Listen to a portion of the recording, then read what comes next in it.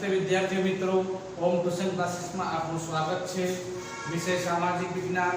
આપણે ધોરણ 10 ના સામાજિક વિજ્ઞાનમાં કુલ પહેલો પાઠ, બીજો પાઠ, ત્રીજો પાઠ, ચોથો પાઠ, એના પછી આઠમો પાઠ, નવમો પાઠ, પછી 15મો પાઠ એમ કરીને કુલ 7 પાઠ YouTube માં પૂર્ણ કર્યા અને આજે આપણે આઠમો પાઠ એટલે કે પાઠ નંબર 10 નામ શું છે? ભારતની કૃષિ એટલે ભારતની જે ખેતી પ્રવૃત્તિ છે એ ખેતીમાં શું સુધારા કરવામાં આવ્યા, હરિયાળી ક્રાંતિ શું છે, કયા કયા પાકો હોય, પછી કૃષિના કેટલા પ્રકારો છે, એ બધા વિશે મતલબ ટૂંકમાં આપણે આમાં ખેતીની વિશે વાત કરવામાં આવશે।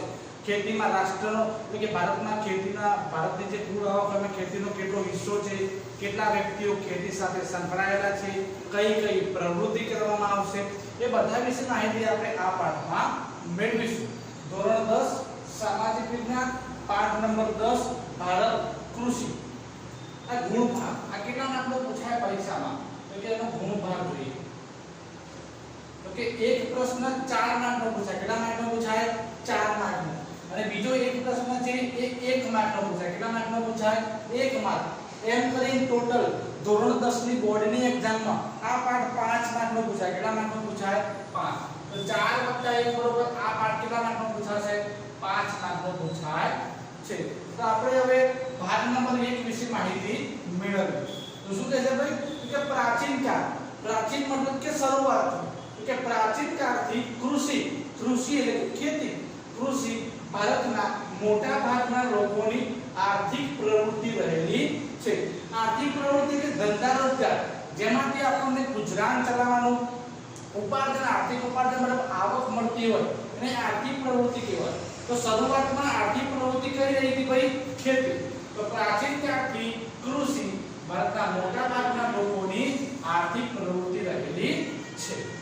आज भारतनी अर्थव्यवस्थानो मुख्य आधार सेना उपर भारतनी जे अर्थव्यवस्था छे ते धंधा रोजगारનું માળખું છે એમાં સૌથી મુખ્ય અને મહત્વનો કોઈ વ્યવસાય હોય તે કૃષિ એટલે કે ખેતી છે।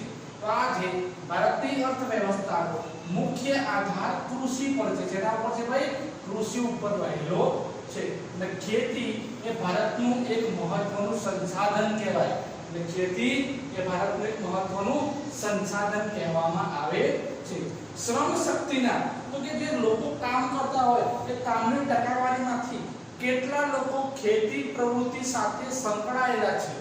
तो कि श्रम शक्ति ना लगभग 60% 60% જેટલા લોકો ખેતી સાથે સંકળાયેલા છે। તો કુલ 100 વ્યક્તિ કામ કરતા હોય એ 100 વ્યક્તિમાંથી 60 વ્યક્તિ ખેતી સાથે સંકળાયેલા હોય અને બીજા 40 વ્યક્તિ અન્ય કોઈ પણ પ્રવૃત્તિ કરતા હોય। આગળ જોઈએ ભારતના લોકોમાં तो कि भारतना लोकोने खोराक तरीके खेतीमांथी शुं मळशे? तो कि घઉં, बाजरी, मकाई वगैरह जेवा पाको आपणे खेतीमांथी खोराक तरीके मळे छे। पछी खेतीमांथी काचा मालने काचो माल होय ए पण खेतीमांथी उत्पन्न थतो होय तो कि काचा माल तरीके सूत्राओ कापड, सूत्राओ એટલે પેલા કપાસ હોય અને એ કપાસમાંથી શર્ટ બનેલી હોય વસ્તુ બને તો કે सूत्राओ कापड। શણના રેસામાંથી શર્ટ કે શણમાંથી કાપડ બનતું હોય। कागड़ होय ये कागड़नो माव होय एमांथी પછી कागड़ बनशे। પછી પેલા तेल तो के પેલા એરંડા હોય પછી મગફળી હોય કે રાઈ હોય એ રાઈને પ્રોસેસ કર્યા બાદ જ એમાંથી તેલ બનશે તો એને કાચો માલ કહેવાય। તો કે તેલ જેવી પેદાશો આ બધું પણ શેના ઉપર આધારિત છે? ખેતી પર આધારિત છે। તો કે ખોરાક તરીકે અને કાચા માલ તરીકે આ બધી જ પ્રવૃત્તિઓ ખેતી ઉપર આધાર રાખે છે। આગળ જોઈએ રાષ્ટ્રીય ઉત્પાદનમાં કૃષિનો રાષ્ટ્રીય એટલે કે દેશનું જે કુલ ઉત્પાદન થતું હોય એ કુલ ઉત્પાદનમાંથી ખેતીમાંથી આપણને કેટલું ઉત્પાદન મળે? તો કે કૃષિનો લગભગ 22% જેટલો હિસ્સો દેશની ધારો કે ઉદાહરણ તરીકે 100 રૂપિયા આવક હોય તો 100 રૂપિયામાંથી 22 રૂપિયા આપણને શેમાંથી મળે છે? ખેતીમાંથી મળે છે। આગળ જોઈએ નિકાસના પણ નિકાસના આયાત એટલે તો કે વિદેશમાંથી કોઈ વસ્તુ આપણા દેશમાં આવે એને આપણે આયાત કહીએ છીએ અને આપણા દેશમાંથી કોઈ વસ્તુ આપણે વિદેશમાં મોકલાઈએ એને આપણે નિકાસ કહીએ છીએ। તો શું કહે છે ભાઈ? તો કે નિકાસની પણ ખેતી કે નિકાસમાં પણ ખેતીના પાકો અને ખેતીમાંથી જે ઉત્પાદન થાય છે ખેત પેદાશો હોય એમાં લગભગ 18% કેટલા ટકા 18% જેટલો હિસ્સો કોનો છે ભાઈ ખેતીનો છે કે નિકાસ કરતા હોય આપણા દેશમાંથી કોઈ વસ્તુ આપણે વિદેશમાં મોકલાવતા હોય ત્યાંથી જે પૈસા આવતા હોય તો ત્યાંથી ધારો કે 100 રૂપિયા આયા એ 100 રૂપિયામાંથી 18 રૂપિયા તો ખાલી કૃષિ મતલબ ખેતીમાંથી આપણને મળે છે આગળ જોઈએ જેનાથી દેશમાં દર વર્ષે શું ભાઈ દર વર્ષે વિદેશી ઊંડિયામાં એટલે કે વિદેશમાંથી આવતું નાણું આપણને પ્રાપ્ત થાય છે અને આપણે વિદેશમાં કેવી વસ્તુની આપણે નિકાસ મતલબ મોકલીએ છીએ તો એક તો શું ભાઈ ચા મોકલીએ કોફી કપાસ તેલના મરી મસાલા તમાકુ આ વગેરે આપણે વિદેશમાં મોકલીએ એટલે કે નિકાસ કરીએ છીએ અને તેમાંથી જે પૈસા આવશે એટલે 18% પૈસા આપણે કૃષિમાંથી મેળવીએ છીએ અને છેલ્લો મુદ્દો ભારતની અર્થવ્યવસ્થાનો મુખ્ય આધાર ખેતી ઉપર છે જેના ઉપર છે ભાઈ ખેતી ઉપર છે એટલા જ માટે આપણા ભારત દેશને કૃષિ પ્રધાન દેશ કહેવાય કેવો કહેવાય તેથી ભારતને એક કૃષિ પ્રધાન દેશ કહેવામાં આવે છે કેમ પ્રધાન કે કૃષિ ઉપર આધારિત છે એટલા માટે ભારતને કૃષિ પ્રધાન દેશ કહેવામાં આવે છે તો બોર્ડમાં પ્રશ્ન કેવો પૂછાય ભાઈ તો ભારતના અર્થતંત્રમાં કૃષિનો યોગદાન આપો શું હોય ભાઈ ભારતના અર્થતંત્રમાં કૃષિનું યોગદાન જણાવો આવો પ્રશ્ન પૂછાય તો આના વિશેની આ માહિતી છે પહેલા પ્રશ્ન લખ્યો હોય તો ખબર ના પડે તો પહેલો પ્રશ્ન બીજું પ્રશ્ન આમાં કેવું છે રાષ્ટ્રીય અર્થકારણમાં કૃષિનું મહત્વ જણાવો અથવા તો ભારતના અર્થતંત્રમાં કૃષિનું યોગદાન જણાવો આવો પ્રશ્ન પૂછાય છે આવી જઈએ આ બાજુના પ્રશ્ન ઉપર તો કે ફળદ્રુપ મેદાન શું છે ભાઈ ફળદ્રુપ મેદાનો કે મેદાનમાંથી પાક સારો એવો પાકતો હોય એટલે ફળદ્રુપ મેદાનો કહેવાય બારે માસ પાક લઈ શકાય તેવી અનુકૂળ આબોહવા मतलब 12 मास એ જમીનમાંથી પાક લઈ શકાય એવી સરસ ભારતની શું છે ભાઈ આબોહવામાં શિયાળો ઉનાળો ચોમાસામાં જે ગરમી પડતી હોય વરસાદ પડતો હોય કે ઠંડી પડતી હોય તો બધાનો સમાવેશ 12 માસ પાક લઈ શકાય સરસ એવી આબોહવા હોય ફળદ્રુપ મેદાનો હોય પછી સરસ એવી સિંચાઈ એટલે કે આપણને પૂરી પાણીની સગવડ મળતી હોય ક્યાંથી મળશે કૂવામાંથી તળાવમાંથી બોર દ્વારા કેનાલ દ્વારા વગેરે તો પૂરતી સિંચાઈની સગવડ કુશળ એટલે હોશિયાર અને બીજા કેવા મહેનતુ કોણ કે ખેડૂતો વગેરેને લીધે ભારતના મોટાભાગના વિસ્તારોમાં 2 કે તેથી વધુ પાકનું વાવેતર કરી શકાય છે ફરીથી ફળદ્રુપ મેદાનો હોય 12 માસ પાક લઈ શકાય તેવી અનુકૂળ આબોહવા હોય પૂરતી સિંચાઈની સગવડ હોય કુશળ અને મહેનતુ ખેડૂતો હોય જેના કારણે એક વર્ષમાં 2 કે તેથી વધુ પાક લઈ શકાય અને વાવેતર કરી શકાય છે તેમ છતાં આવી વ્યવસ્થા છે છતાં પણ શું થાય કે તેમ છતાં ભારતમાં ખેતી ક્ષેત્રે આપણે જેટલો વિકાસ કરી શકીએ એટલો વિકાસ કરી શકતા નથી ખેતી ક્ષેત્રે પૂરતો વિકાસ સાધી શકાયો નથી આગળ જોઈએ ભારતનો ખેડૂત એકંદરે કેવો ગરીબ અને નિરક્ષર મતલબ અભણ છે તો ભારતનો ખેડૂત એકંદરે કેવો ગરીબ અને નિરક્ષર એટલે કે અભણ છે આગળ જોઈએ કે સિંચાઈની અપૂરતી સગવડ મતલબ પૂરતા પ્રમાણમાં પાણી નથી મળતું પછી અનિયમિત અને અનિશ્ચિત વરસાદ અનિયમિત મતલબ ટાઈમસર ના આવતો હોય અને અનિશ્ચિત મતલબ ઘણી વખત આવે કે ના આવે તો અનિયમિત અને અનિશ્ચિત વરસાદ વસ્તી કેવી છે વધારે વસ્તી છે કુટુંબનું કદ કેવું તો કુટુંબનું કદ મોટું છે ખેતર કેવા તો કે નાના કદના ખેતરો છે અને પ્રયોગશીલતા પ્રત્યેનું ઉદાસીન વલણ મતલબ જે ટેકનોલોજી હોય એનો પૂરેપૂરો વિકાસ નથી કરી શકતા આપણી માનસિકતા બરોબર ન હોય તો કે ઉદાસીન વલણ આગળ રાસાયણિક ખાતરો પછી સુધારેલ બિયારણો એના પછી આધુનિક યંત્રો અને વૈજ્ઞાનિક કૃષિ પદ્ધતિનો પણ આપણે શું આ બધાનો આપણે ઓછો ઉપયોગ કરીએ કેવો ઉપયોગ કરીએ છીએ ઓછો ઉપયોગ કરીએ છીએ એના સિવાય જે શિક્ષિત વર્ગ હોય છે એ શિક્ષિત વર્ગ આમાં જોડાતો નથી કે શિક્ષિત વર્ગનું ખેતીમાં ન જોડાવું તેમજ સમાજમાં ખેતીનો કહેવાતો ઉતરતો દરજ્જો मतलब खेती तो भाई कराती है બધા આવું માનતા હોય છે ને વગેરેને લીધે વૈશ્વિક ઉત્પાદન સામે ભારતનું ઉત્પાદન પ્રમાણમાં કેવું થઈ ગયું છે ઓછું થઈ ગયું છે તો આ પ્રશ્ન પરીક્ષામાં કેવી રીતે પૂછાય તો કયા કારણોસર ભારતમાં કૃષિનો પૂરતો વિકાસ સાધી શકાતો નથી શું પૂછાય કેવો પ્રશ્ન પૂછાય ભાઈ કે કયા કારણોસર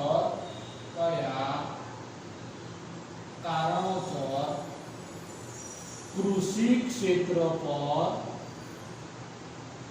पूरतो विकास साधी शकातो नहीं मतलब कि આપણે કેમ કૃષિ એટલે કે ખેતી ઉપર પૂરેપૂરો વિકાસ નથી કરી શકતા તો પહેલા તો પૂરેપૂરી બધી વ્યવસ્થા છે કે ફળદ્રુપ મેદાનો બારે માસ પાક લઈ શકાય તેવી અનુકૂળ આબોહવા છે પૂરતું પાણી છે કુશળ અને મહેનતુ ખેડૂતો છે વર્ષમાં એક કરતા વધુ પાક લઈ શકીએ છીએ છતાં પણ કેમ આવું બને છે તો કે ભારતનો ખેડૂત એકંદરે ગરીબ અને નિરક્ષર એના પછી સિંચાઈની અપૂરતી સગવડ હોય અમુક જગ્યાએ અનિશ્ચિત અને અનિયમિત વરસાદ આવે છે પછી વધારે વસ્તી છે કુટુંબનું કદ મોટું હોય નાના કદના ખેતરો છે પછી આપણે ઉદાસીન થઈ જઈએ રાસાયણિક ખાતર સુધારેલા બિયારણ આધુનિક યંત્રોનો આપણે પૂરતો ઉપયોગ નથી કરી શકતા શિક્ષિત વર્ગ ખેતીમાં નથી જોડાતો આ બધી પ્રક્રિયાના કારણે આપણે ખેતીમાં પૂરતો વિકાસ સાધી શકતા નથી બીજો પ્રશ્ન કયા કારણોસર વૈશ્વિક ઉત્પાદન સામે ભારત આના આ અથવામાં કેવું પૂછાય કે કયા કારણોસર વૈશ્વિક उत्पादનમાં ભારતનો વિકાસ ઓછો જોવા મળે કે કયા કારણોસર વૈશ્વિક ઉત્પાદનમાં ભારતનો વિકાસ ઓછો જોવા મળે તો આ બધા એના કારણો છે ક્લિયર અને આમાં ભારતના અર્થતંત્રમાં કૃષિનું યોગદાન આ વિકલ્પ સ્વરૂપે પૂછાય જો આ પ્રશ્ન નહીં પૂછાય તો વિકલ્પ સ્વરૂપે પૂછાશે કે શ્રમ શક્તિમાં કેટલા ટકા 60% राष्ट्रीय उत्पादन कृषि નો કેટલો હિસ્સો 22% નિકાસમાં કેટલો હિસ્સો 18%। હવે આપણે આગળની માહિતી મેળવીશું આગળ જોઈએ કૃષિના પ્રકારો કે કૃષિના પ્રકારો કે કૃષિના કુલ 6 પ્રકાર કેટલા પ્રકાર 6 પહેલા નંબરમાં જીવન નિર્વાહ ખેતી એનું બીજું નામ આત્મનિર્વાહ ખેતી બીજા નંબરમાં ખેતી આવશે સૂકી ખેતી ત્રીજા નંબરમાં ખેતી આવશે બેટા આદ્ર ખેતી ચોથા નંબરમાં સ્થળાંતરિત અથવા તો ઝૂમ ખેતી पांचवा नंबर में बागायती खेती और छठा नंबर में सघन खेती નું બીજું નામ વ્યાપારી ખેતી તો આપણે જોઈએ હવે કૃષિના 6 પ્રકારો તો કે કૃષિના પ્રકાર તો ભારતના લોકોની એના સમાજની દ્રષ્ટિએ કે સામાજિક આર્થિક એટલે કે ધંધા રોજગારની દ્રષ્ટિએ અને રાષ્ટ્રીય રાજનીતિ મતલબ દેશની રાજનીતિ અને ભારતનું સમગ્ર અર્થતંત્ર ખેતી સાથે જોડાયેલી છે તો ભારતના લોકોની એમની સામાજિક નીતિ એમની આર્થિક સ્થિતિ રાષ્ટ્રીય રાજનીતિ અને ભારતનું સમગ્ર સુભાઈ અર્થતંત્ર આ બધું જ કોની સાથે જોડાયેલું છે આ બધું જ ખેતીની પ્રક્રિયા સાથે જોડાયેલું છે પછી કે સિંચાઈની પદ્ધતિના આધારે ખેત પેદાશોના આધારે અને આર્થિક વળતર જેવી બાબતોના આધારે ખેતીના પ્રકારો પાડવામાં આવ્યા તો કે ખેતીના પ્રકારો શેના આધારે પાડવામાં આવ્યા ભાઈ સિંચાઈની પદ્ધતિ मतलब જ્યાં પાણી વધુ હોય ત્યાં આગળ કે ભીની ખેતી થાય જ્યાં પાણી કે વરસાદ ઓછો હોય ત્યાં સૂકી ખેતી થાય તો આ બધું સિંચાઈ પદ્ધતિના આધારે ખેતમાંથી કેટલું ઉત્પાદન થાય છે એના આધારે અને ઉત્પાદનમાં કેટલા પૈસા મળે છે એટલે કે આર્થિક વળતરના આધારે ખેતરના એટલે કે ખેતીના પ્રકારો પાડવામાં આવે એક માર્કમાં પૂછાય ખેતીના પ્રકારો શેના આધારે પાડવામાં આવે ભાઈ કે સિંચાઈ પદ્ધતિના આધારે બીજા નંબરમાં ખેત પેદાશોના આધારે ત્રીજા નંબરમાં આર્થિક વળતરના આધારે ખેતીના કુલ 6 પ્રકારો પાડવામાં આવ્યા અથવા તો કૃષિના કુલ 6 પ્રકારો પાડવામાં આવ્યા આ 6 પ્રકાર કયા તો કે કુલ 6 પ્રકારો પ્રથમ જીવન નિર્વાહ ખેતી અને આત્મનિર્વાહ ખેતી કહેવાય બીજા નંબરમાં સૂકી ખેતી ત્રીજા નંબરમાં આદ્ર ખેતીને ભીની ખેતી કહેવાય આગળ સ્થળાંતરિત ખેતી આ સ્થળાંતરિત ખેતીને ઝૂમ ખેતી કહેવાય। પછી પાંચમા નંબરમાં બાગાયતી ખેતી, છઠ્ઠા નંબરમાં સઘન ખેતી। આ સઘન ખેતીને વ્યાપારી ખેતી કહેવાય। કેવી કહેવાય? व्यापारी खेती કહેવામાં આવે છે। તો ચલો હવે પહેલી ખેતી ભણીએ, જીવન નિર્વાહ ખેતી। તો કે આ એવી પ્રકારની ખેતી છે કે જે ખેતરમાંથી જેટલું ઉત્પાદન થયું હોય એ ઉત્પાદન આપણા એટલે કે પોતાના પરિવાર જેટલું જ પૂરતું હોય, આપણે એને વેચી શકીએ નહીં બજારમાં અને આપણા પરિવારમાં જ વપરાઈ જતી હોય તેવી કોઈ ખેતી કરવામાં આવે તો એ ખેતીને જીવન નિર્વાહ અથવા તો આત્મનિર્વાહ ખેતી કહેવાય। જીવન નિર્વાહ એટલે કે પોતાના જીવનમાં ચાલે એટલું હોય, આત્મનિર્વાહ એટલે કે પોતાના માટે કે પોતાના કુટુંબ માટે ચાલતું હોય એને આત્મનિર્વાહ કહેવાય। જોઈએ તો કે આઝાદી પછી આયોજન પંચ, પણ ભાઈ આયોજન પંચની અનેક ખેતીના વિકાસ માટેની યોજનાઓ અમલમાં લાવવામાં આવી હતી, છતાં પણ શું થયું કે છતાં પણ ભારતના ખેડૂતની આર્થિક સ્થિતિ આજે પણ કેવી છે? આજે પણ પ્રમાણમાં નબળી છે। તો આપણને આઝાદી મળી પછી આયોજન પંચે આયોજન કર્યું કે ખેતી કઈ રીતે કરવી, કેટલું ઉત્પાદન કઈ રીતે હાંસલ કરવું, આ બધું નક્કી કરવા માટે ખેતીનો વિકાસ થાય એટલા માટે આ યોજના અમલમાં આવી। તેમ છતાં આ ભારતના ખેડૂતનો આર્થિક સ્થિતિ કેવી રહી? આજે પણ નબળી જોવા મળે છે। કેમ? તો કે નાના કદના ખેતરો કેવા છે બેટા? નાના કદના, અને બિયારણ કેવા? મોંઘા। તો નાના કદના ખેતરમાં મોંઘા બિયારણો, ખાતર અને જંતુનાશક દવાનો ઉપયોગ નથી કરી શકતા। કેમ? પૈસા ના હોય ખેડૂતો જોડે એટલે। તો ખાતર અને જંતુનાશક દવાનો ઉપયોગ પોસાય તેમ નથી। એના પછી કે ખેતરમાં જેટલું પણ અનાજનું ઉત્પાદન થાય છે આ બધું કોના માટે? તો કે પોતાના પરિવારના ઉપયોગ જેટલું થાય। શું ભાઈ? પોતાના પરિવારના ઉપયોગ જેટલું જ થાય છે, અને જે ઉત્પાદન થયું હોય એ કુટુંબના ભરણ પોષણમાં વપરાઈ જાય, જેને આપણે શું કહીએ છીએ? જીવન નિર્વાહ ખેતી અથવા તો આત્મનિર્વાહ ખેતી કહીએ છીએ। અને ભારતમાં 28 રાજ્ય કે 9 કેન્દ્રશાસિત પ્રદેશ બધું ગણીએ તો મોટા ભાગની જમીન ઉપર આ પ્રકારની ખેતી જોવા મળે છે। આ પ્રકાર એટલે કયો પ્રકાર? જીવન નિર્વાહ ખેતી। બીજા નંબરની ખેતી જોઈએ સૂકી ખેતી। કઈ ખેતી બેટા? સૂકી ખેતી કે જ્યાં વરસાદ ઓછો પડતો હોય, વરસાદ કેવો પડતો હોય? ઓછો પડતો હોય। આગળ સિંચાઈ, સિંચાઈમાં ભાઈ નહેર દ્વારા, કુવા દ્વારા, વાવ, તળાવ, સરોવર વગેરે કે સિંચાઈ દ્વારા પણ કેવી અપૂરતી સગવડ અને માત્ર વરસાદ ઉપર જ આધારિત હોય તેવા વિસ્તારમાં માત્ર જમીનમાં સંગ્રહાયેલો જે ભેજ હોય અને ભેજના આધારે એક જ પાક લેવામાં આવે, જેને આપણે કઈ ખેતી કહીશું ભાઈ? સૂકી ખેતી કહેવામાં આવે છે। ફરીથી સમજાવો, વરસાદ ઓછો પડતો હોય, સિંચાઈની સગવડ પણ અપૂરતી જ હોય અને માત્ર વરસાદ ઉપર જ ખેતી કરવામાં આવે, અને વરસાદ પૂરો થઈ ગયા બાદ શું ભાઈ? તો કે જમીનમાં જે ભેજ સંગ્રહ થયેલો હોય અને ભેજ ઉપર જે ખેતી કરવામાં આવતી હોય એને આપણે સૂકી ખેતી કહીએ છીએ। અને સૂકી ખેતીમાં કયા પાક વવાય? તો કે આ સૂકી ખેતીમાં જુવાર, બાજરી અને કઠોળ વવાય। કેમ? તો કે આમાં પાણીની જરૂર ઓછી પડે, તો કે જેવા પાક વવાય। કેમ? તો કે પાણીની ઓછી જરૂરિયાત વાળો પાક લેવામાં આવે છે। અને ગુજરાતમાં સૌથી વધુ આવી ખેતી કઈ જગ્યાએ થાય? તો અમદાવાદનો દક્ષિણ પશ્ચિમ વિસ્તાર, અમદાવાદનો દક્ષિણ પશ્ચિમ વિસ્તાર એટલે કે ભાલ પ્રદેશ। કયો ભાઈ? ભાલ પ્રદેશ। ગુજરાતના ભાલ પ્રદેશમાં ચોમાસું હોય એ ચોમાસામાં જે વરસાદ પડ્યો હોય અને ચોમાસું પૂરું થઈ ગયા બાદ જે ભેજવાળી જમીન હોય અને જમીનમાં આ રીતે ખેતી કરવામાં આવે અને કયો પાક લેવામાં આવે? તો ઘઉં અને લીલા ચણા। ઘઉં અને ચણાનો પાક શેમાં લેવામાં આવે?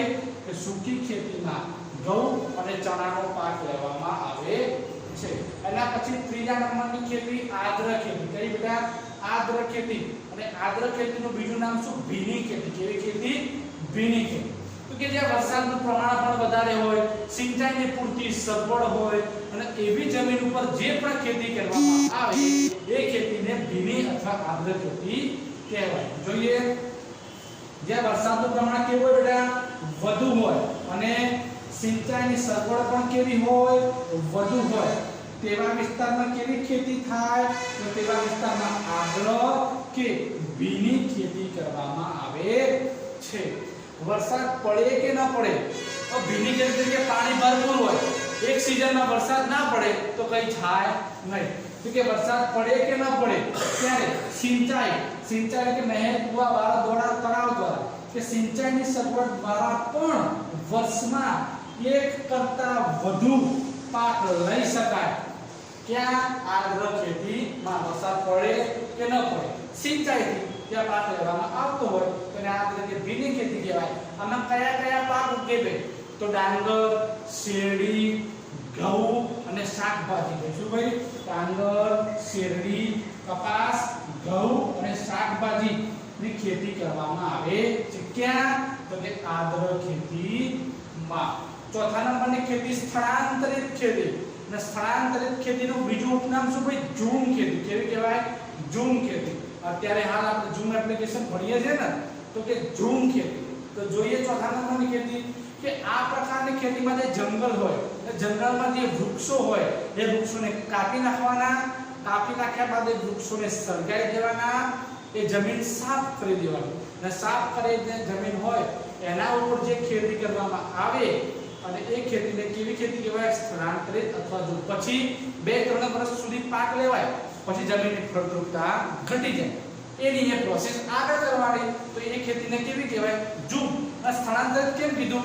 તો કે 2-3 વર્ષ પછી જમીનની ઉત્પાદકતા પતી જાય એટલે પછી આગળ આપણે પ્રોસેસ કરવાની, એટલા માટે એને સ્થળાંતરિત ખેતી કહેવામાં આવે છે. જોઈએ તો કે આ પ્રકારની ખેતીમાં જંગલોના જે વૃક્ષો હોય એને કાપી નાખવાના, પછી તેને સળગાવીને જમીન કેવી કરવાની? સાફ કરી દેવાની અને ત્યાં ખેતી કરાય છે. અને અહીં 2 કે 3 વર્ષ પછી ખેતી કરાય. કેટલી કરાય? 2 કે 3 વર્ષ. કેમ?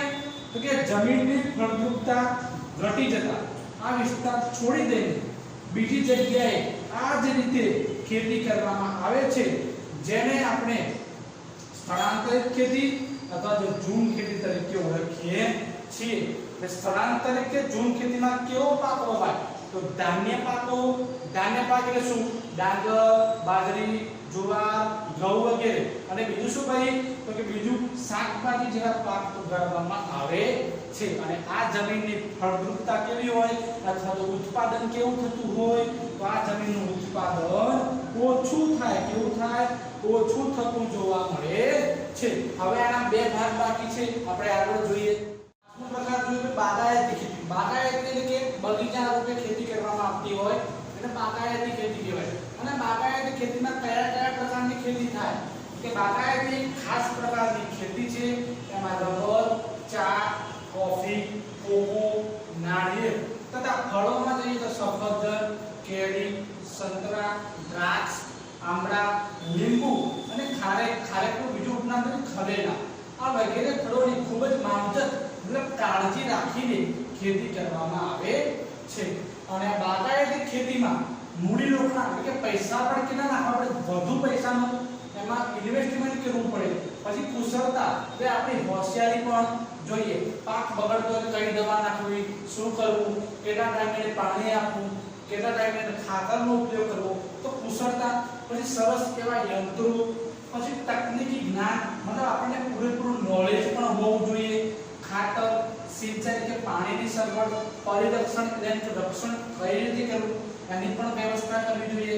સિંચાઈ અને પરિવહન મતલબ જે આ પાક ઉગ્યો છે એને માર્કેટમાં કઈ રીતે પહોંચાડવું કે પરિવહનની સુવિધા પણ પર્યાપ્ત હોવી જોઈએ. ક્યાં? બાગાયતી ખેતીમાં. તો બાગાયતી ખેતી ખાસ પ્રકારની ખેતી છે. આ રબર, ચા, કોફી, કોકો, નાળિયેર, ફળોમાં જે સફરજન, કેરી, દ્રાક્ષ, કેળા, સંતરા, ખરેલા એટલે ખારેક, લીંબુ વગેરે ફળોની ખૂબ જ માવજત રાખીને ખેતી કરવામાં આવે છે। આ ખેતીમાં વધુ મૂડી રોકાણ જોઈએ, આપણી કુશળતા પણ જોઈએ, ત્યારબાદ યંત્રો પણ સારા હોવા જોઈએ, તકનીકી જ્ઞાન પણ હોવું જોઈએ, સિંચાઈની સગવડ, પછી પરિરક્ષણ એનું રક્ષણ થવું જોઈએ અને આ જે તૈયાર થતા ઉત્પાદન થતું હોય એને પરિવહન મતલબ સાધન દ્વારા કોઈ પણ જગ્યાએ પહોંચાડવા માટેનું ટેમ્પો કે કોઈ પરિવહન સાધન પણ જરૂરી હોવું જોઈએ। તો છેલ્લી પદ્ધતિ, છેલ્લો કૃષિનો પ્રકાર સઘન ખેતી। સઘન ખેતીનું બીજું નામ થાય વ્યાપારી ખેતી। કઈ ખેતી? વ્યાપારી ખેતી। તો જોઈએ જ્યાં સિંચાઈની સુવિધા વધી રહી છે, રાસાયણિક ખાતર, કીટનાશક એટલે જીવજંતુ પડ્યા હોય એ જીવજંતુનો નાશ કરવા માટે જે દવા બનીને કીટનાશક અને વિવિધ પ્રક્રિયાનો વ્યાપક એ ઘણો બધો ઉપયોગ થયેલો છે અને ખેતીના એક નવું જ યાંત્રિકીકરણ થવા લાગ્યું છે અને આ પ્રકારે જે ખેતી કરીએ એ ખેતીને આપણે સઘન ખેતી કહીએ છીએ। જ્યાં સિંચાઈની સુવિધા પૂરેપૂરી હોય, રાસાયણિક ખાતર પણ પૂરેપૂરું મળતું હોવું જોઈએ, કીટનાશકો, વિવિધ પ્રક્રિયાના વ્યાપક ઉપયોગથી અને યાંત્રિકીકરણ થયું જેના કારણે ઉત્પાદનમાં પણ વધારો થયો અને જે પણ આપણે ખેતી કરીએ છીએ એ ખેતીને આપણે સઘન ખેતી કહીએ છીએ। અને આ પ્રકાર શું હોય તો કે રોકડિયા પાકનું વાવેતર વધુ થાય। કયા પાકનું વાવેતર વધુ થાય? રોકડિયા પાકનું વાવેતર વધુ થાય છે અને રોકડિયા પાકનું વાવેતર વધુ થાય, પૂરતા પ્રમાણમાં સિંચાઈની સુવિધા મળી રહે છે એટલા જ માટે હેક્ટર દીઠ મતલબ જે જમીનનો વિસ્તાર હોય તો કે હેક્ટર દીઠ ઉત્પાદનમાં ખૂબ જ વધારો થયો અને આ પ્રકારની ખેતી થાય છે એટલા જ માટે આ પ્રકારની ખેતીમાં વાવેતર પહેલા આપણે 100 વીઘા વાવેતર કરતા હોય તો આપણને વધુ પૈસા મળે તો આપણે વાવેતર કે 100 વીઘા કરીએ કે 150 વીઘા કરીએ તો વાવેતર વિસ્તારમાં સતત વધારો થતો જોવા મળે છે અને આ ખેતીમાં આર્થિક વળતર કે પૈસા વધુ મળે છે એટલા જ માટે મહત્વ અપાતું હોવાથી આ ખેતીને કેવી ખેતી કહેવાય? સઘન ખેતીને વ્યાપારી ખેતી પણ કહેવામાં આવે છે। તો આપણે કૃષિના 6 પ્રકાર પૂરા કર્યા। તો જો તમને અમારી ચેનલ ગમતી હોય તો અમારી ચેનલ લાઈક કરજો, શેર કરજો, સબસ્ક્રાઇબ કરજો અને જો તમારે કંઈ નવું સૂચન આપવું હોય તો કમેન્ટ દ્વારા આપ જણાવી શકો છો। નમસ્તે, અસ્તુ।